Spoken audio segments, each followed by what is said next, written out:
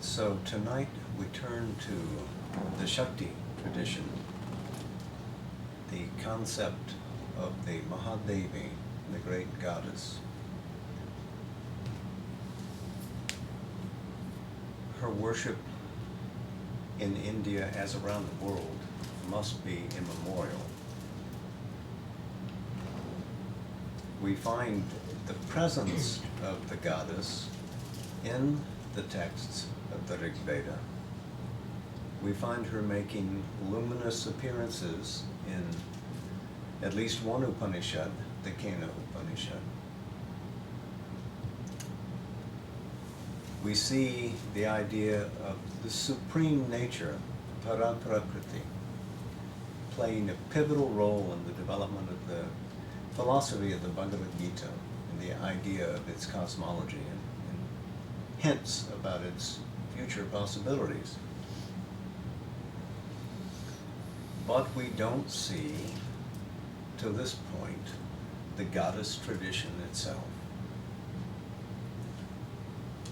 But let's think about the remnants of the spiritual literature that we have extant to us. Who pays for the recitations to continue? Who pays for the texts, the manuscripts, to be written again and again and again? Seats of royal power. If there was an indigenous goddess tradition in India, it could have been left to the side because it would not have been supported by kings who were interested in the Brahmanical heritage, carrying forward the Vedic lineage. If they had been part of the society from the very beginning, perhaps this wouldn't have been so, but the Aryan culture does not originate in India. It comes from outside. When we arrive at the first appearance of the great goddess on the scene in India, it is from a non-Vedic source, and the names used are non-Sanskritic. Chandika, she who is fierce, she who is terrible, is one of the first names we meet, and it is not Sanskritic. The first great hymnal that we have about the Mahadevi is the Devi Mahatmyam. We can date it to about 400 to say 600 CE.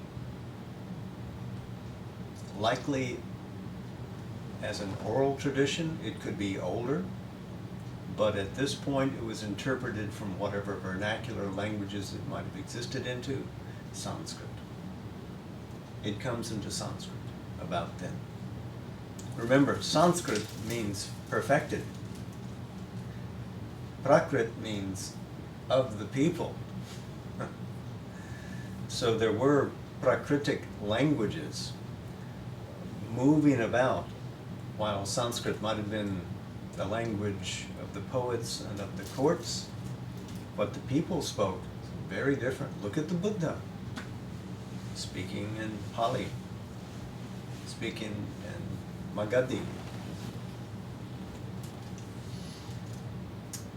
So we can't say that there wasn't a tradition prior to the arrival of this Sanskrit document in these early centuries CE, but we don't have any evidence of it. But knowing that a matrilineal and a goddess-centered culture existed from Neolithic times on across the globe means it must have been there in India as well.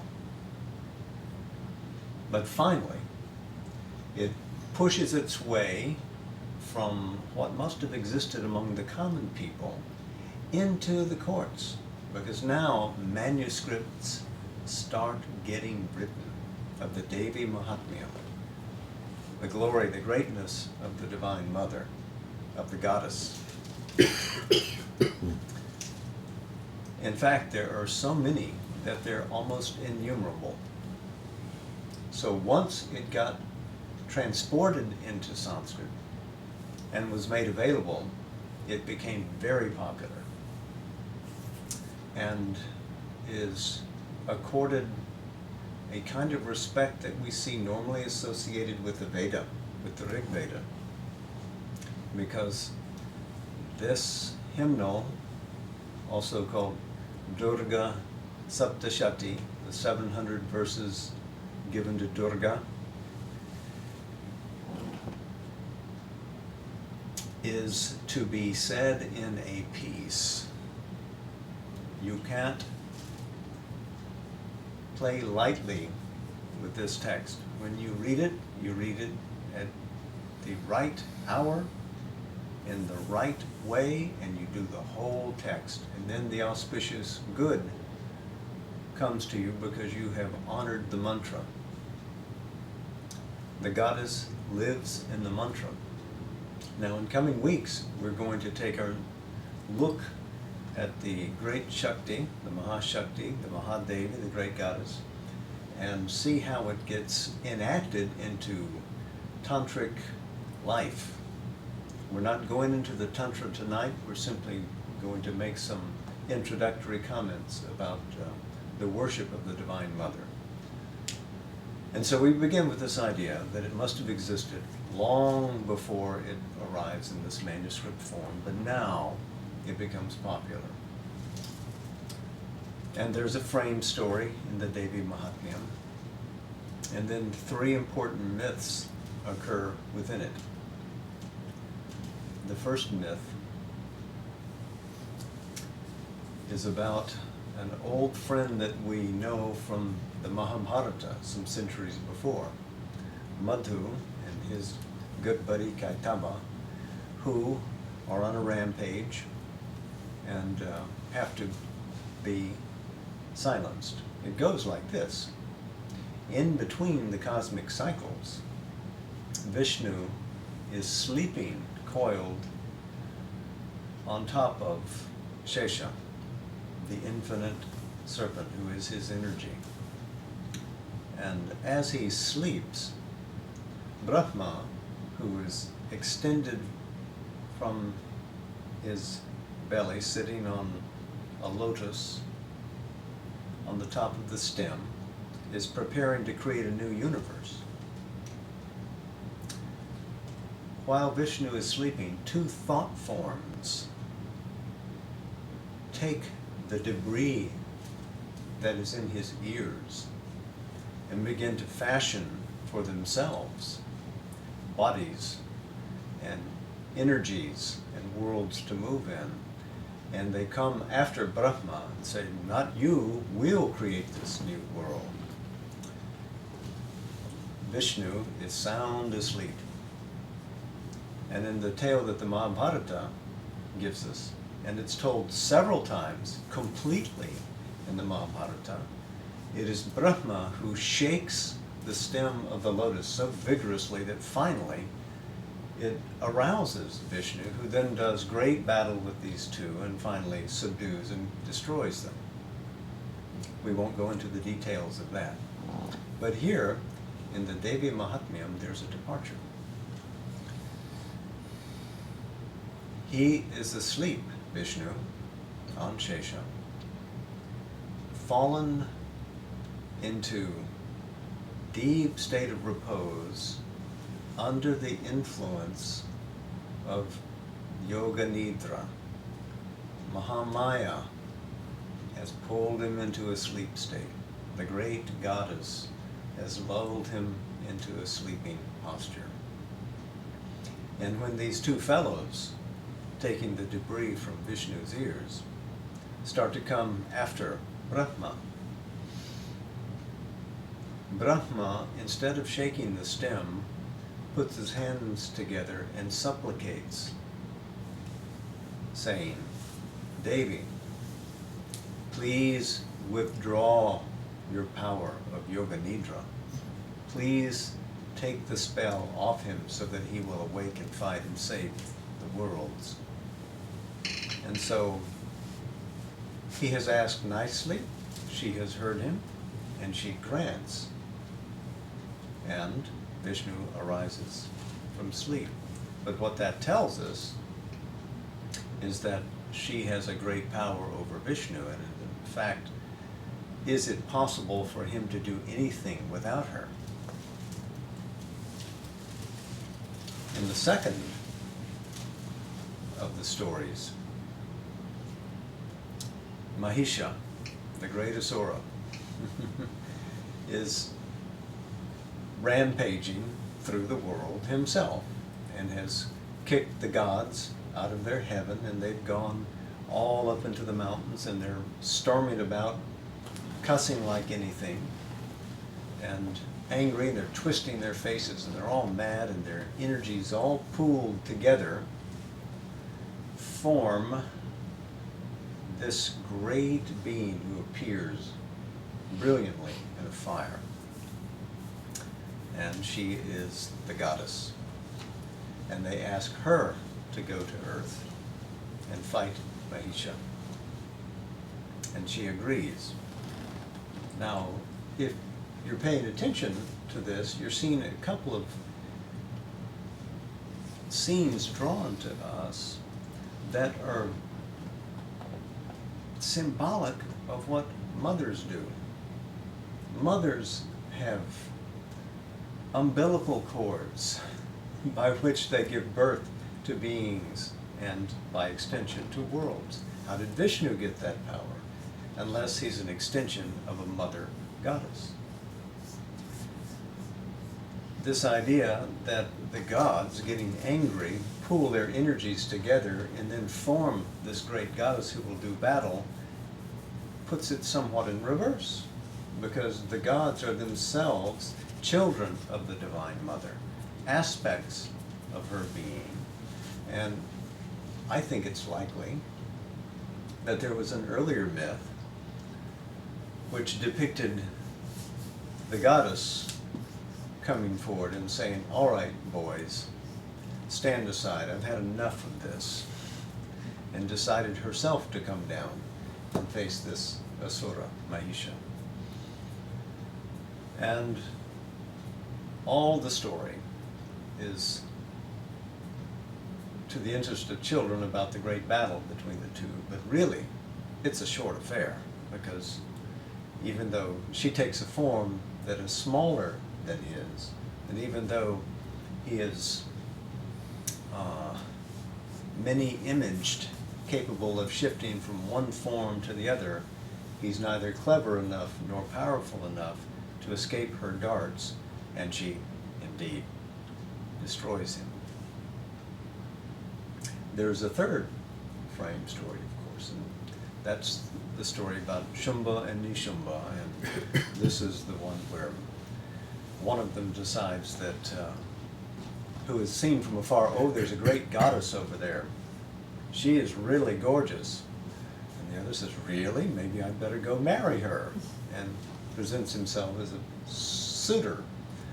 And she says, "Oh, well, I can only marry the person who can defeat me in battle." He said, "But you're just a woman. You're meant for love. You're meant for things beautiful."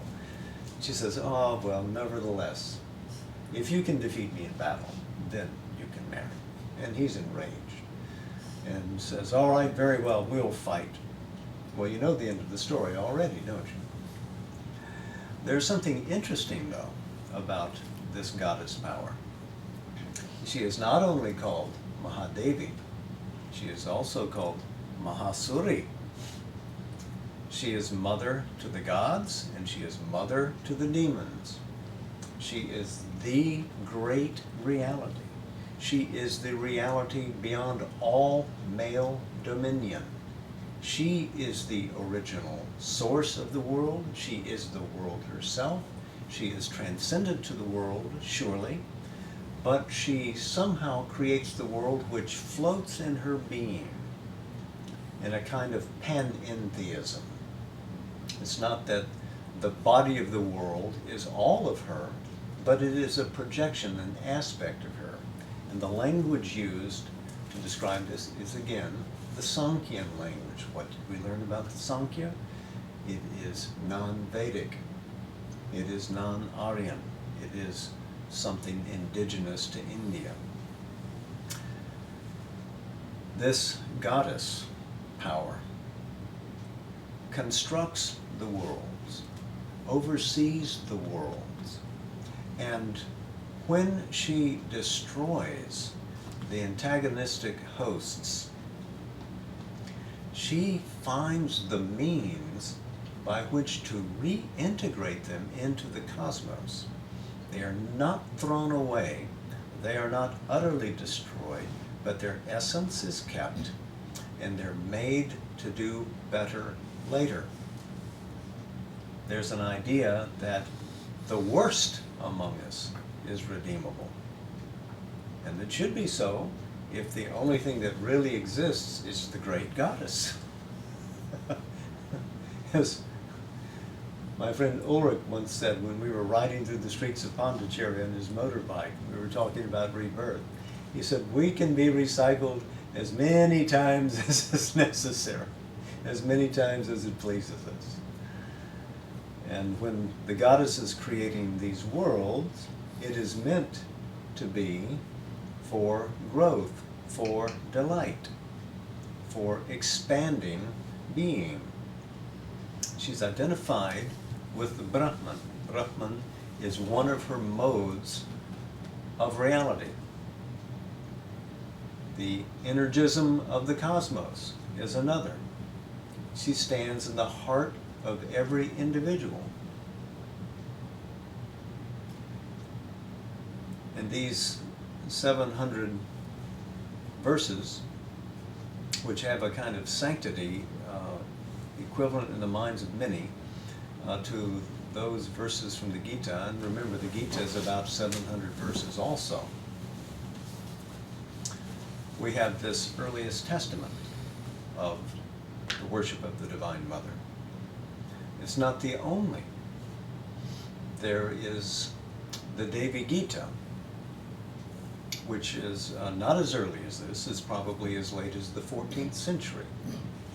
It comes after Ramanuja, the great Vishishtadvaitin thinker who talked to us of qualified non-dualism, that the soul is real and can enter into a kind of communion with the divine, but there's not an absolute identity between the two. You remember we talked about that a few weeks ago.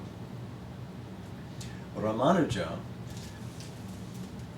gives birth through his singular philosophic force to what becomes the great bhakti tradition in India. Begins in the south, moves to the north.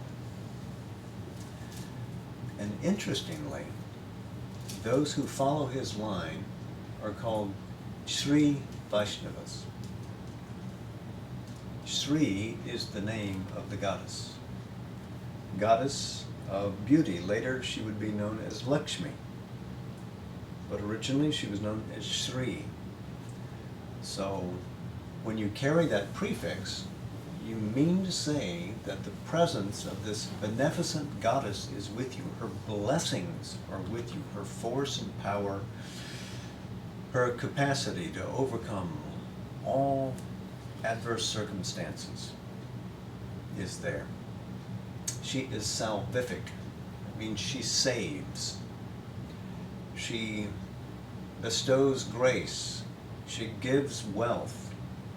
But most, she gives knowledge. She gives great transcendent knowledge so that you're freed from ignorance. And in the Devi Gita, we find so many corollaries taking us back to the Bhagavad Gita. There are 507 verses in this, not 700 like in the Gita, but they closely match in their themes what we saw there. One thing that is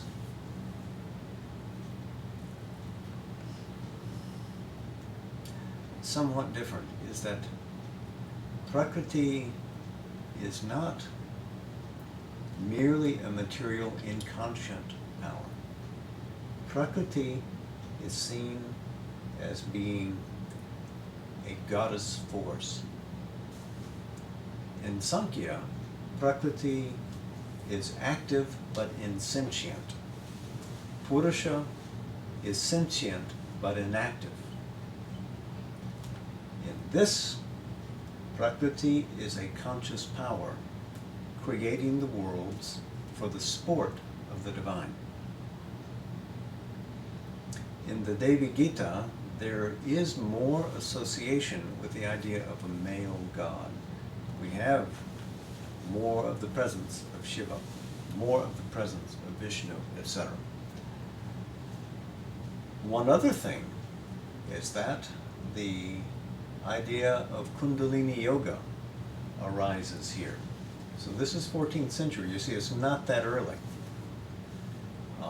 But unlike other disciplines, this explanation of the Kundalini Yoga follows closely the Eightfold Path of the Patanjala Yoga, that which was marked out in the Yoga Sutras, which we looked at recently. The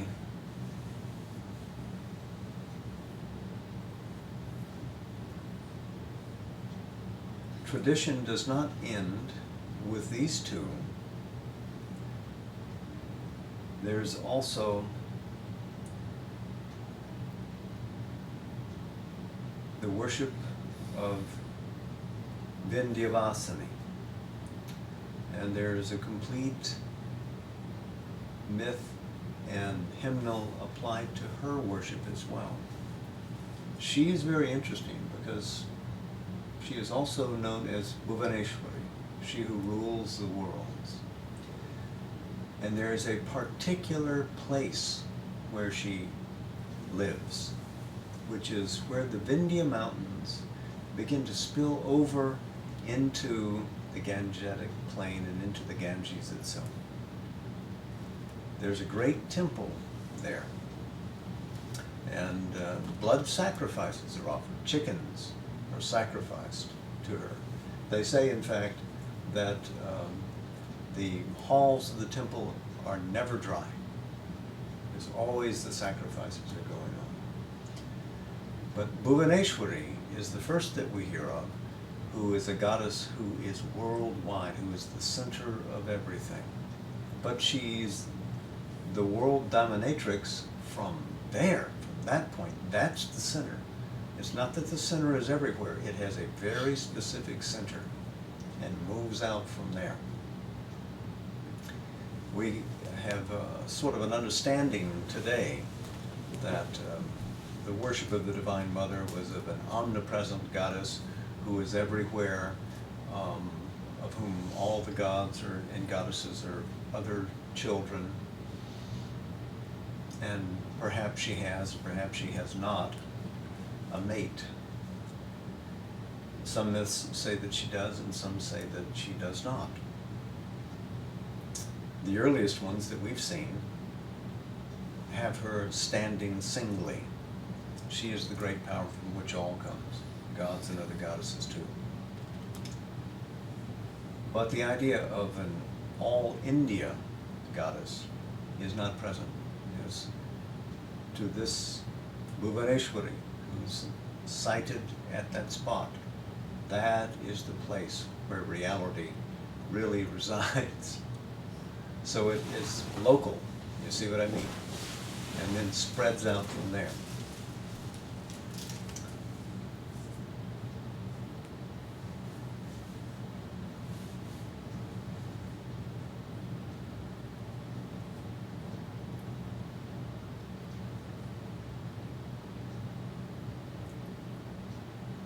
When Sri Aurobindo writes of the Divine Mother, he is writing from a more universal perspective. He is not looking for citations in the history of Indian spiritual literature, what he is drawing upon is his own experience of the Mahashakti from inside, not from outside. He's not looking for a starting point within the Indian context. He finds plenty of reinforcement from that. So when he writes about the centrality of the Adi Shakti, of the Mahashakti, and that there are 4 great personalities that come from that: knowledge and power and beauty and perfection and work. These have analogs in the Hindu tradition. Maheshwari, Mahakali, Mahalakshmi, Mahasaraswati. They are all there, and they appear in these very myths that we're talking about tonight. But for Sri Aurobindo, he had the experience first, and then later found the facts in the annals of Indian spiritual history. It was also true of his experience of the Vedas. He saw moving before him gods whom later he could identify when he had a chance to look at the Vedas and see who they were. They matched perfectly his inner experience of them. So when we read what Sri Aurobindo has to say about the mother, we need to recognize that it's based upon what he knew from his own inner being.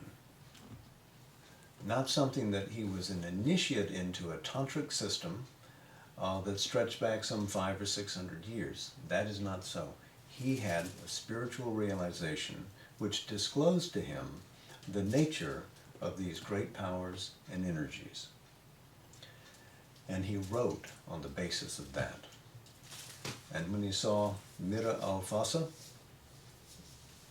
he knew who she was, because he could recognize that force that had taken shape in her, as indeed that Mahashakti takes shape in all of us, but with a particular mission, with a particular force in her.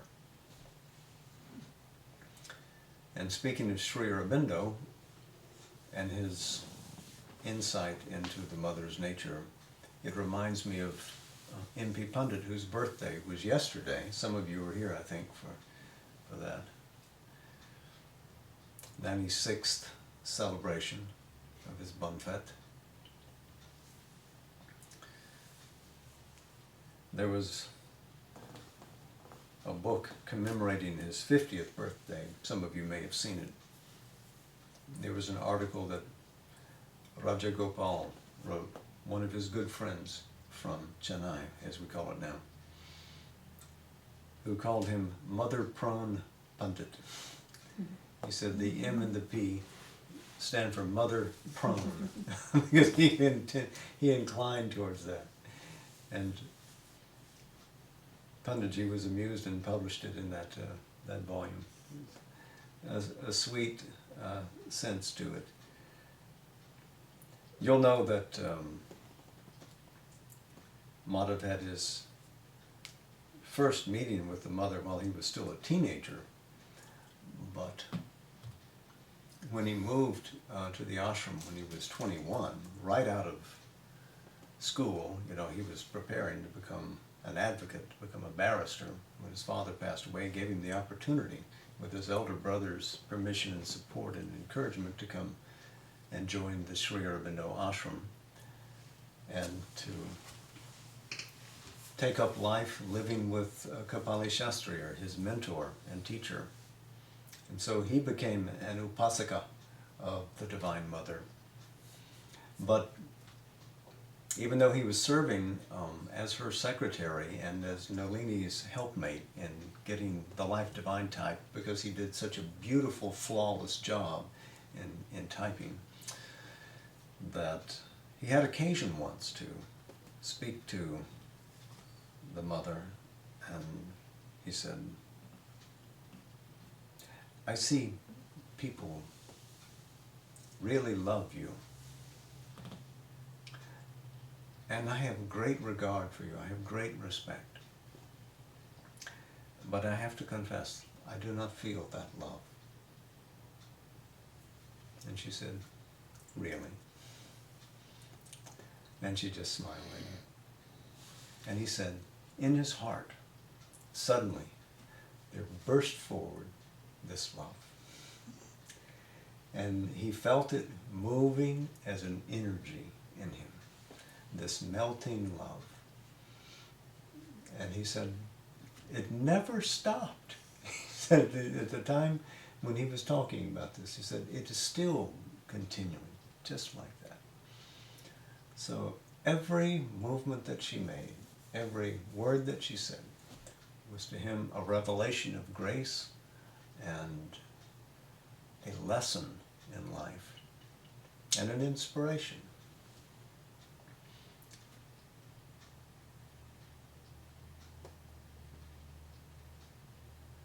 Chambaklal, after Mother had left her body, told someone that she was working primarily through Madhavna. Much of her work was getting done through him. And why? Because he had identified himself with her. There was no room for anything in between. He lived in the Mother's consciousness. This takes us back to the Indian tradition. You see, we make a complete circle and we come back, because if a devotee in the Shakti tradition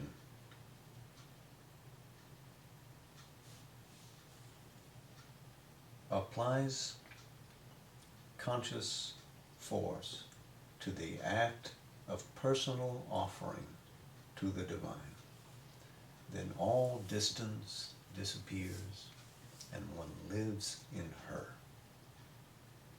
You become part of her being. You become an aspect of her projected into the world. These goddess powers that we've enumerated as 4 in the main can play in the disciple. Disciple because one follows the discipline. It is a discipline of oneness.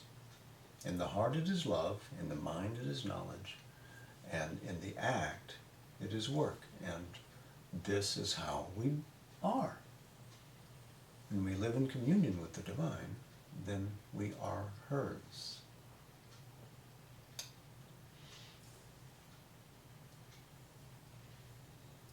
In the earliest innings of the Sri Vaishnava path, there is no distinction between Sri, the goddess, and Vishnu. They are always together. Because both are poles of one being. The same is revealed when we come to the Shiva Shakti tradition.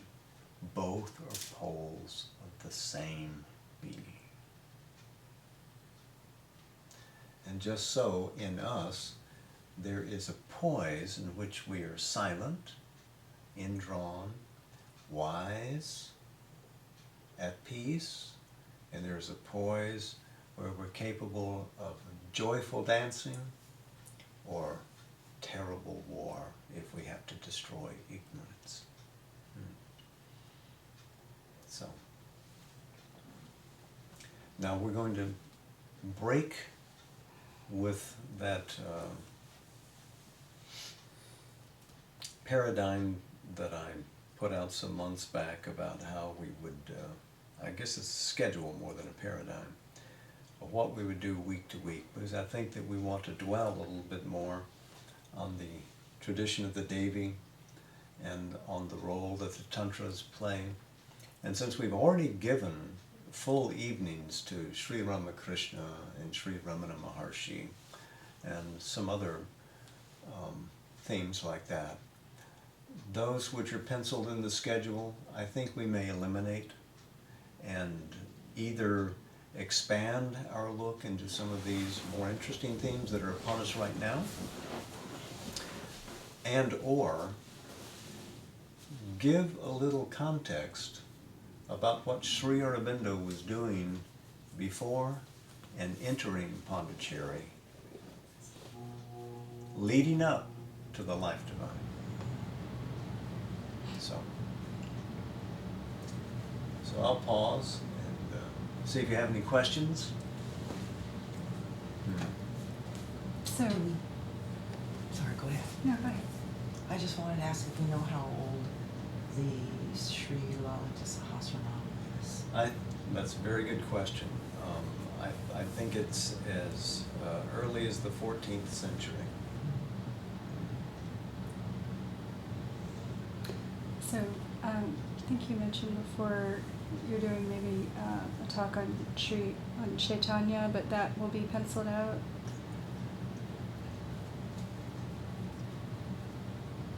No, because we have not spoken about Sri Chaitanya before, so I think that I still want to do that. Yeah.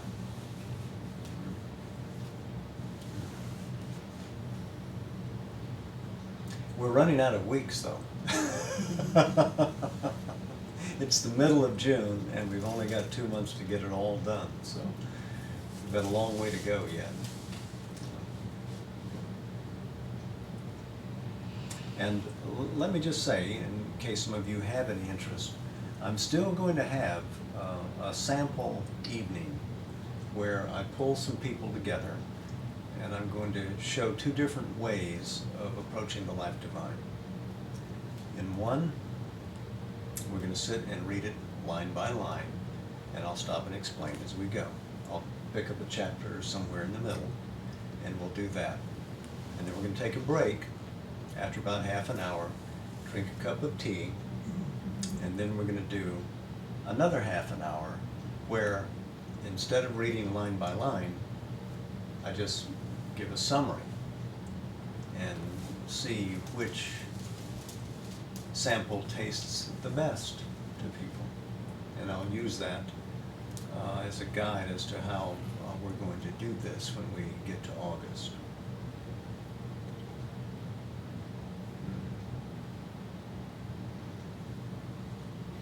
Another question, right? So much of the philosophy we're talking about, and especially reading Sri Aurobindo's works, and maybe I'm projecting something else on it from other readings about the formlessness of, reality as we know it. When it reaches a certain point, it goes into a formless place. So, but the idea of God, goddess, masculine, feminine, that would be before that ultimate step over into formless realm. So how could it be a god or goddess at the head of it all? This goes back to the Bhagavad Gita. Remember when we were looking at the Vedas, there were plenty of gods and goddesses, and very rarely a mention of the one who was beyond. And we got to the Upanishads, there's this great declaration that Brahman is the reality. Whether it was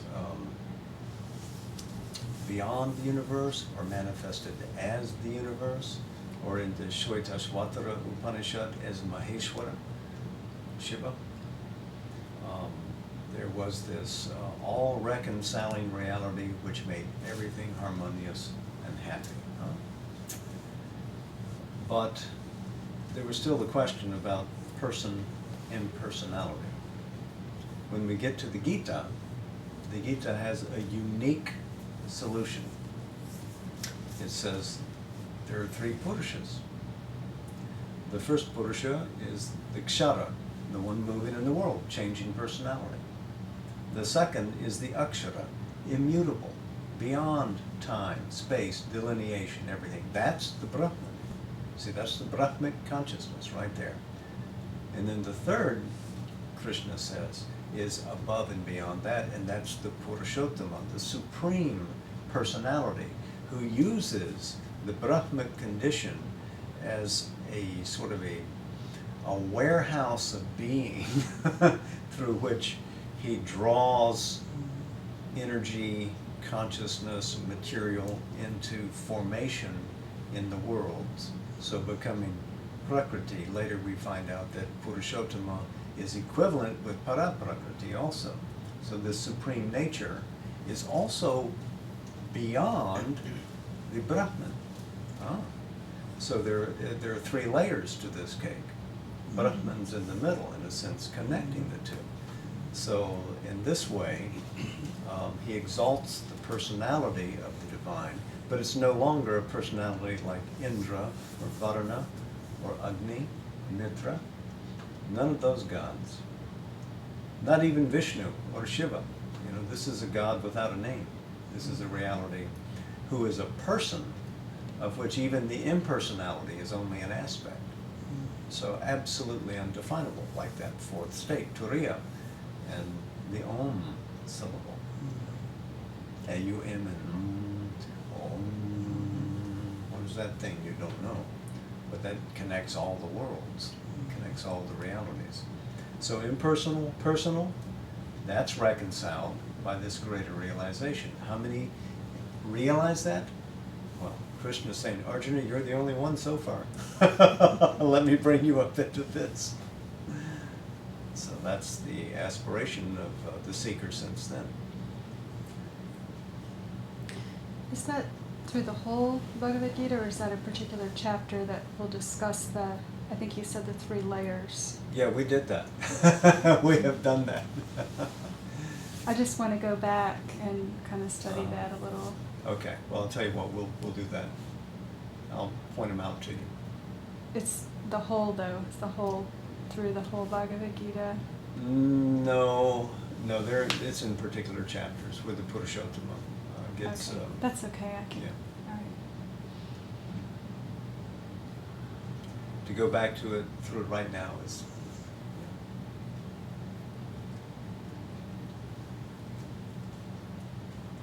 But you know what you're saying, Jerry, is a sort of position that those associated with Advaita Vedanta take. You know, it's okay to look at these personal gods and to think of, you know, Vishnu or Shiva on the way. But when you finally get to the great realization of Brahman, then all this falls away and there's only this vast impersonality. There is nothing there. You see, you've dissolved the drop into the ocean. The drop of milk has gone back into the jug, etc. Sri Aurobindo's position is that there is something beyond that. And let's look at his experience. He began with the Vedantic realization of the absolute, the vastness first. Everything dissolved into that. There was no personality anymore. And then, when he got put in jail, he had a different experience. While he was there, then something opened up to him, and Vasudeva came, being of Vishnu, Krishna, and said, I've been trying to get your attention. I have a greater teaching for you. And he realized the personal Godhead indwelling everywhere, beyond the universe, wearing everyone's face, but really it's always him looking out.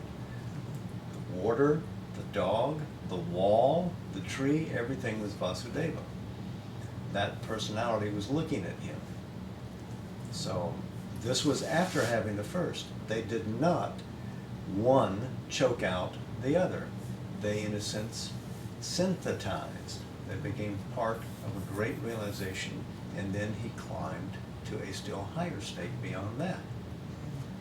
So this is the interesting thing about Sri Aurobindo, is that he completed a path to realization, and yet he continued to sadhana. Who does that? Usually you arrive at a great realization. Once Ramana realized the self, he didn't look at anything else. No, that's it.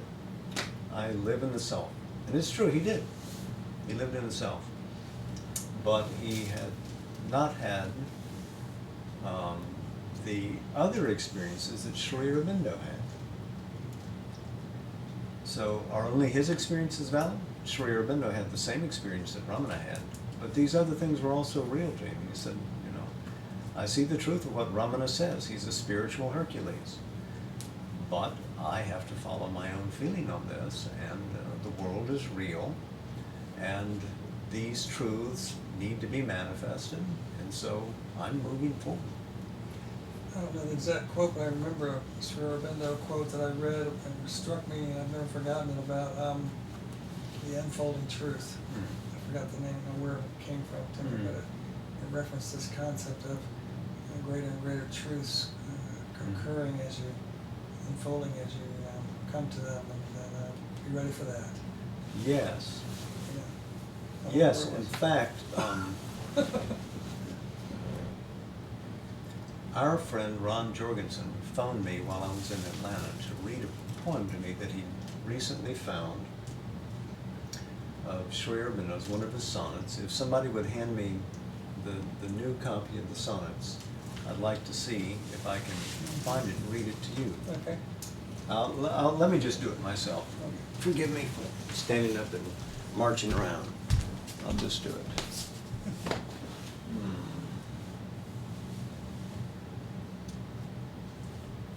Take my glasses off, I can see. There.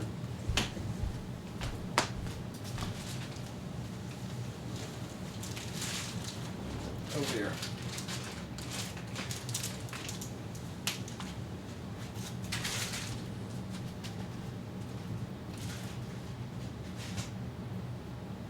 You started something very interesting. That's why I come here.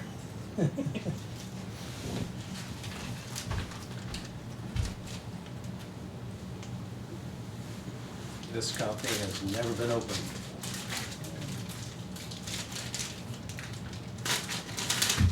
And that's just the beginning. Now the adventure is, can I find it?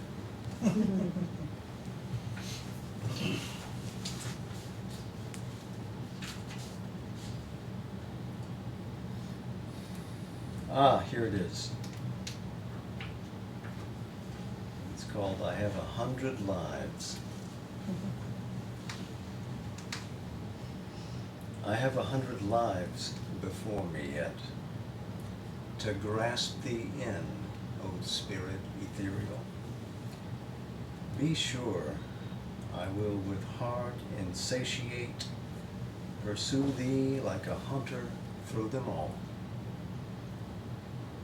Thou yet shalt turn back on the eternal way, and with awakened vision watch me come, smiling a little at errors past, and lay thy eager hand in mine, its proper home.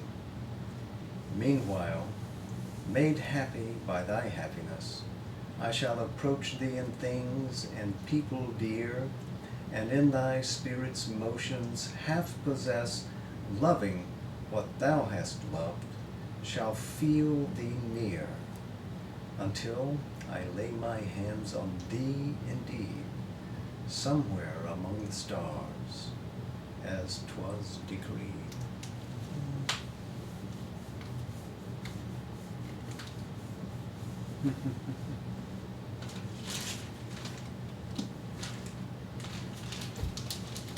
So, that's a very intimate voice, isn't it? Sri Aurobindo speaking, I would presume, to the divine beloved.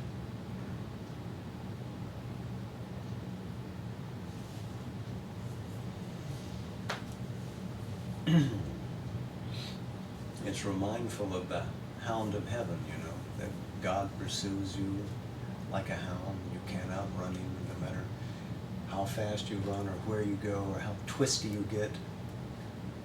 He'll still get you in the end. And then you're happy when he catches you. But this is a much happier flavor when Sri Aurobindo has revealed here. So, anyway, a first inning on the Divine Mother tonight. Jai Ma. Namaste.